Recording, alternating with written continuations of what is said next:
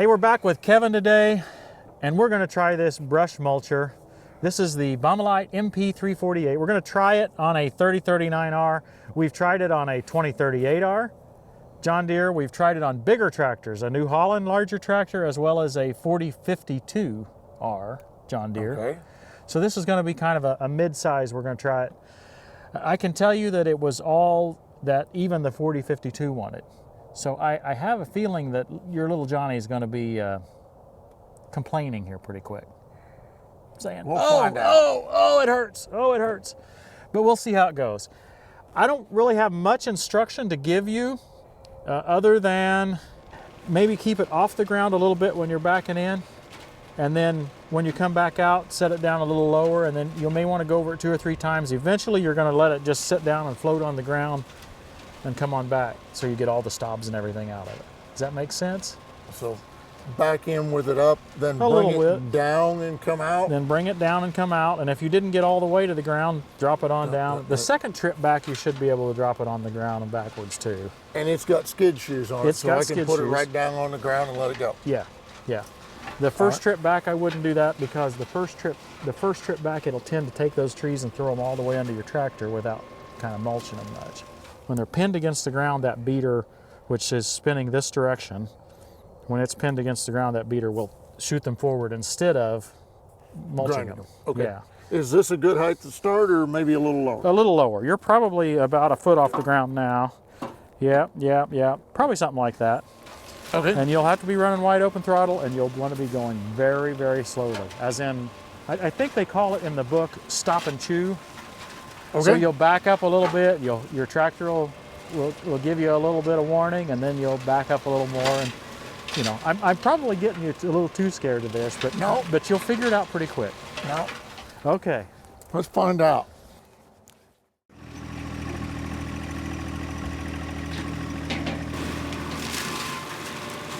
It's been a few months since we've been back here on this project. So if you're new with us, I'll introduce you to the project, and if you've been with us before, well, a little reminder. We call this the Tower property. We don't own this property. It's owned by a company in New Jersey who owns a bunch of these towers. I think some of them are still working, and some of them, like this one, are retired. We did find out from a long-term neighbor that this one was used by Western Union at one time. Anyway, we noticed that this property was growing up. Nobody was keeping it. It needed to be mowed. It was, well, it's just getting out of control. So I researched who owned it and contacted the owner, asked him if we could clean it up for him. They were happy to hear that, so we agreed on a contract, and we've been working on it piece by piece, slowly. They've been quite flexible about how long it's taking us, and because of that, well, we're being quite flexible about how much we charge them. We're really not asking too much money. We're just using this as a playground of sorts for us to experiment with and show off these attachments. We're probably about 75% done with this brush removal, but the biggest brush is what we've left until last. Also, nearly a year has gone by since we originally started, so the brush just keeps growing bigger.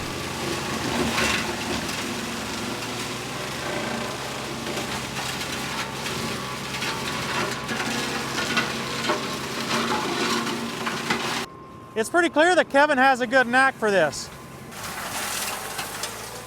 Now you might say I'm standing too close, and I may be, but let me explain that the kill zone, probably literally, is directly behind the tractor and to some degree directly in front of the tractor. As long as you stay off to the side, it doesn't throw much stuff out here at all.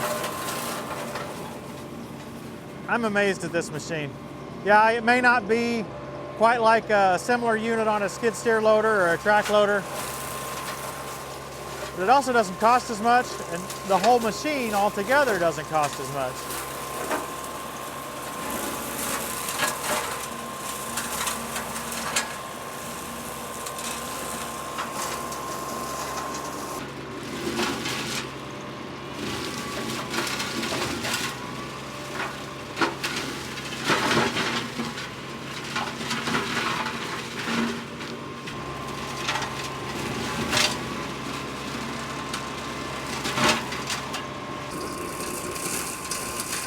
He's got one of the theories that I learned is you go over this repeatedly.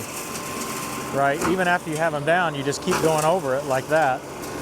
And of course it just threw it through, but that's how you get rid of the, it's not just getting them knocked down, you can also chop them up.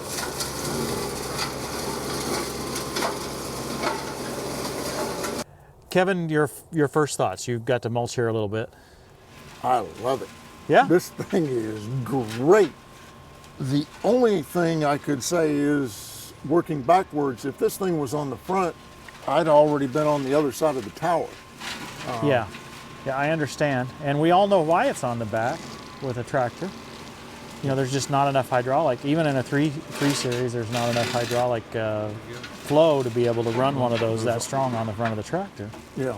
But it's a shame because it's a lot harder on your neck to go backwards. It's not as hard on my neck as it is on this brush. Yeah, I like it. I like it. It's also a lot easier on me than trying to cut that by hand. As someone that has cleared a lot of brush by hand, yes. My wife sees this video. Think you're gonna have to have one? She's just gonna plan on a nice empty property with a few great big trees left on it. I think the empty part will be the bank account. We don't need to talk about the bank account. What I have realized is I made this trip with too small of a trailer. Oh, well, I'm kind of glad because I only have one copy of this. But I know where you can get one. Okay. You go to shopgreendealer.com/TTWT and you can place your order right there. What code do you think you might use to get a discount? I'm gonna guess TTWT. Yep, and it, in this case, gets you 5% discount. I think shipping's included in the price, so you don't even need a big trailer. They'll bring it right to your door. This one's already hooked up. You get it. Keep talking, but you're gonna get it all the time. I don't think you're gonna win, but it's a valiant effort. It really is. You know, we might be able to work something out, you know, but anyway, you know, it's expensive, but it's, on the other hand, it's less expensive than a skid steer version, and it's less, you know, the whole machine here is less expensive than having a skid steer. So I don't know. I mean, there's trade-offs and everything, right? I've run briefly a skid steer version. Yeah. For a little bit.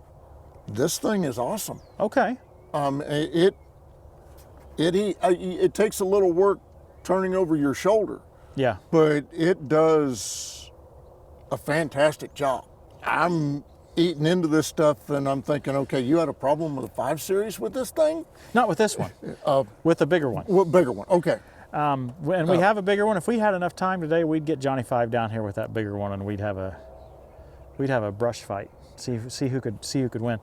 Speaking of testing something a little bit more, we've got right behind you here. We've got it looks to me like either 3 or 4 trees. I would say each of them is 4 inches in diameter. What do you think? And they're all there together. And I think little Johnny 3R here is gonna have his hands full taking that. We'll take that bet. Okay, let's do it. He took those down like they were toothpicks.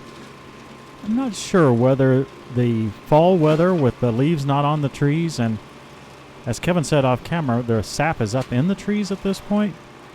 Maybe they actually work easier, or perhaps Kevin is just that much better operator than I am. We were running out of daylight, so I didn't get a chance to try the 3039R on the mulcher, but I suspect I would have ended up killing the engine at some point. Kevin has put 600 hours on this tractor, and you can tell it by the way he operates it. He's in full control of the machine, able to make it do exactly what he says.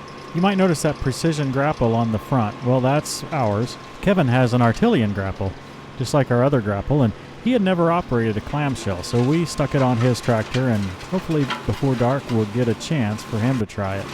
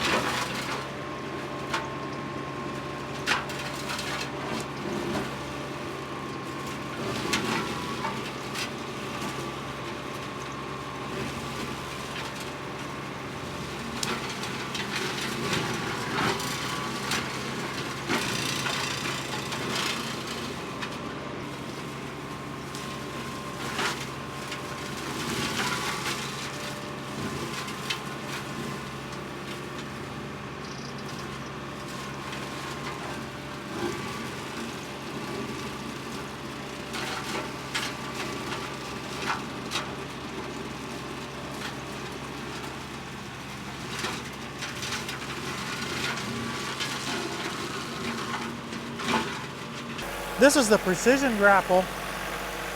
You can get it at agfolks.com. This is the 2-clamp version. Kevin said he had never tried a clamshell grapple before, so I thought it was a good time for him to try it. Now he's using this grapple to, you know, kind of clean up the rest of this brush.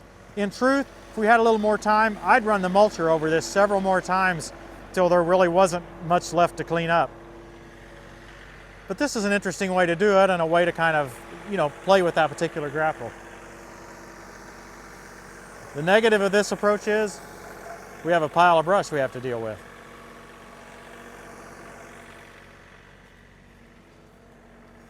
You're a smooth operator, Kevin. That's what it is.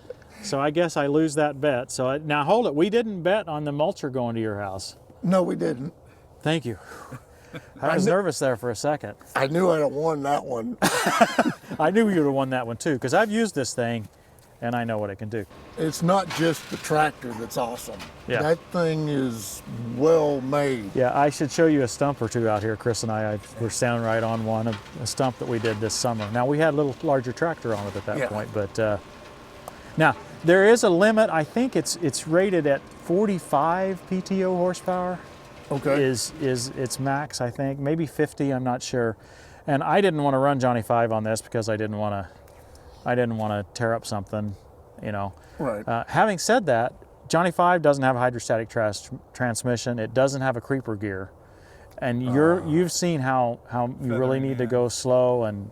Well, in the hydrostat A range, I can just listen to the engine and it tells me where I need to be and just... Hey, you're very consistent just coming in, and I can see as it starts to pull down, you just slow up a little bit, and it clears up, you just start going on in. Just let it talk to you and just keep it in the power range, and it did good. Well, I think you'll have this done in a couple more hours. So, yeah, I think we'll leave you with it and let you get going. Got lights. Folks, I hope you've enjoyed this. We like to show you episodes like this because it's one thing to hear my opinion on attachments like this, but hearing an experienced tractor operator What? other than me give their honest evaluation I think is quite valuable. And so I appreciate you bringing your Johnny all the way up here to visit us. Not a problem at all. We have a kind of an interesting story here. We haven't shown it in the video, but Kevin was the owner of the very first Artillian fork frame made for skid steer quick attach. Correct. And when I found out that he no longer needed it because he's now got a Johnny, you used to have an orange tractor, right? What'd you have? B3200. B3200, and you traded it for this 3039R, and now that was several years ago, but you finally decided to get rid of that fork frame. Yep. So he offered it up on Green Tractor Talk, and I talked to Christy about it, and we're not going to reveal anything yet, but we have a potential use for a second one of those. We've got one of those skid steer fork frames for Johnny 5. He's got skid steer quick attach. And we might have another use for it coming up, but we can't tell you about that. But we made the purchase, and Kevin agreed to bring it up here and bring his tractor so we could play. And, you know, I got to play with some seriously good stuff between the mower and this. I got to talk to the wife. Yeah, I think you're going to have to stay for a week or two for two reasons. Number one, after you talk with the wife, you'll probably just need to stay for a while. I might need a couch. But the other reason is we've probably got several more attachments that you can try, and you know. If you're going to dig a hole, dig it deep. Dig it deep. Make Folks, it worth it. I hope you guys have enjoyed this. Someday we'll get to show you that skid steer quick attach Artillian frame. Very first one ever made. It is original Chris. We're kind of excited about that. Thanks for watching, everybody. We'll see you next time on Tractor Time with Tim.